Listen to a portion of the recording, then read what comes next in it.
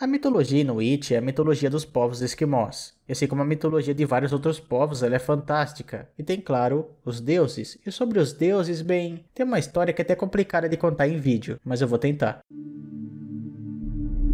Se você for novo no canal, se inscreve aí, deixa seu like também, porque isso me anima muito para continuar fazendo os vídeos, beleza? Se você puder me ajudar ainda mais, usa o botão valeu que tá aí embaixo em formato de coraçãozinho, e você pode me doar qualquer quantia com ele. E também você pode se tornar membro do canal, que aí você tem acesso antecipado aos vídeos e ao Discord do canal.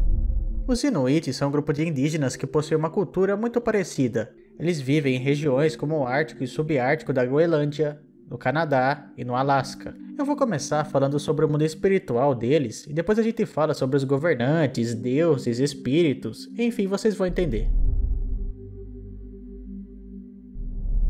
Nessa mitologia, tanto o homem quanto animais têm alma e corpo.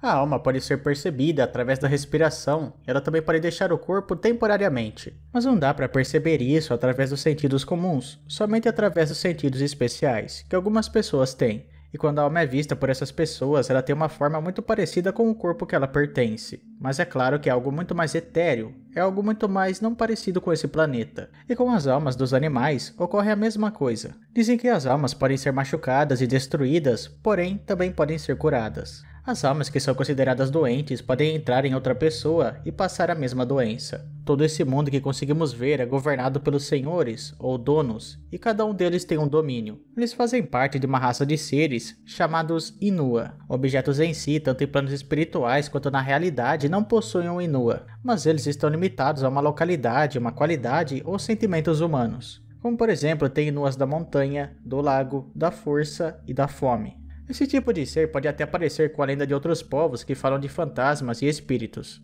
Os governantes ou donos podem até vir da ideia de almas ou pessoas, porém eles não precisam necessariamente de um corpo. Os espíritos, fantasmas, almas e essas coisas até que seriam inuas, só que de restos mortais. A terra com o mar que é sustentado por ela descansa sobre pilares, e a terra cobre o submundo que tem várias entradas tanto pelo mar quanto pela fenda nas montanhas. E sobre a terra tem um mundo superior que vai além do céu. Ele forma um tipo de concha que fica girando em torno de uma montanha que fica no extremo norte. E nesse mundo superior tem muita coisa parecida com a própria Terra. Lá tem, por exemplo, montanha, vales, lagos e terras. Quando as pessoas morrem, a sua alma pode ir para o mundo superior ou para o mundo inferior. As que vão para o mundo bom são chamadas de Arsisut. As que vão para o mundo ruim são chamadas de Arsartut. Ou elas podem ser chamadas também de cabeça de bola, já que elas jogam bola com a cabeça de uma morsa. E daí que vem a formação da aurora boreal. Sobre os seres que governam o mundo, dá até para imaginar que eles vivem independente um do outro, mas também é possível que cada um deles tenha que responder a um governante maior, que seria meio que o cabeça que organiza tudo. Mas de acordo com a mitologia da Groenlândia, não tem qualquer versão que confirme isso 100%, e não foi achado qualquer vestígio sobre a história que fala sobre a origem do mundo, dos animais ou até mesmo dos astros, assim como outras mitologias têm. Entretanto, o que se tem certeza de acordo com os moradores da Groenlândia é que o primeiro ser humano veio da Terra e se chamava Kalak. Ele também criou a primeira mulher usando um tufo de grama. E tem algumas histórias que falam sobre um dilúvio, mas parece que na verdade isso foi um mal entendido. Então deixa quieto. Entretanto, tem um tipo de crença que acredita em um ser maior, como é o caso dos Angakunek, que seriam como xamãs que entram em contato com os governantes e fazem eles trabalharem como se fossem servos ou ajudantes. Mas é claro que para fazer isso, eles usavam o poder de algo bem maior, um ser supremo, chamado Tonarsuk. Porém esse ser é raramente citado. Mas esses poderes sobrenaturais podem ter uma outra fonte, que ajuda a resolver alguns dos problemas que os humanos têm.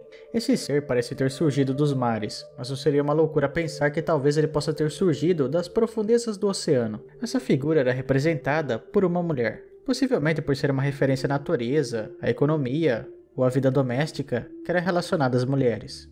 O nome desse ser era Narcoagsag. Vários lugares descrevem ela como sendo um tipo de demônio, um bicho maligno, mas não é bem assim. Ela fica na sua casa, sentada na frente de uma lâmpada, e embaixo dela fica um tipo de vaso, e nele fica caindo o óleo da lâmpada.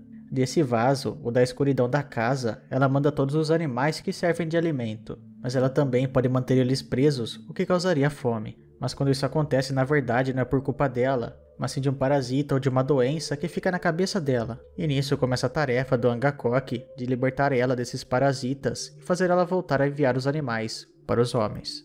Mas é claro que o caminho não era tão fácil assim. Ele tinha que passar por um abismo que tinha uma roda que ficava girando o tempo todo e era escorregadia como gelo.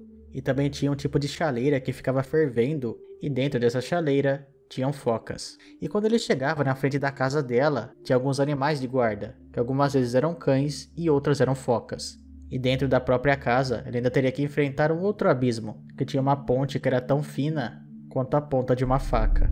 Os Inuas, quando são percebidos, eles podem ser vistos como um fogo ou como uma luz muito brilhante. Porém, em todo caso, ver eles é algo muito perigoso, porque eles podem causar uma morte terrível. Mesmo à distância, eles conseguem separar a alma do corpo. Apesar dos governantes sobrenaturais serem os Inuas de seus domínios, os Inuas podem fazer outra coisa além disso. Para vocês terem ideia, às vezes é capaz até de um homem ou de um animal praticar coisas sobrenaturais. É possível até que eventos sobrenaturais tenham começado com eventos reais e depois foram transformados em contos. No caso dos homens, eles podem se transformar em fantasmas depois da morte. Alguns deles são muito perigosos, principalmente aqueles que se manifestam na forma de um corpo de uma pessoa delirante. Outros podem acabar se transformando em um Inua do seu próprio túmulo. E em outros ainda, mesmo em vida, podem acabar mostrando habilidades sobre-humanas. Alguns desses seres são os seguintes. Um Givitigitoki é um homem que fugiu da humanidade e começou a viver uma vida solitária com a natureza, geralmente no interior do país. Obteve uma grande agilidade e aprendeu a falar com os animais.